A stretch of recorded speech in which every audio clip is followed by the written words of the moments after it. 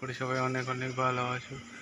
বন্ধুরা, রাজ্যে ফাইনালি আবহাওয়া পুরোপুরি পরিবর্তন হয়ে গেল। রাজ্যে হঠাৎই আবার দমকা হাওয়া, ঝড় বৃষ্টি চালু হয়ে গেল। মধ্যরাতে প্রবল দুর্যোগপূর্ণ আবহাওয়া হবে, ঠিকই শুনেছ বন্ধুরা।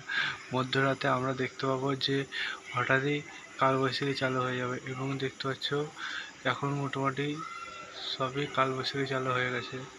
কালবৈশাখীর শুরুর দিকটা দেখতে হচ্ছে এখন এরকম রূপ নিয়েছে, একটু পরেই এটা আরও গভীর থেকে গভীরত্বে পরিণত হবে।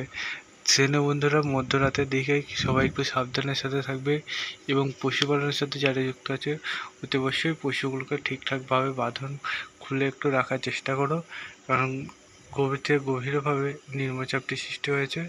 এটি রাতের আর কিছুক্ষণের মধ্যেই পেয়ে যাব।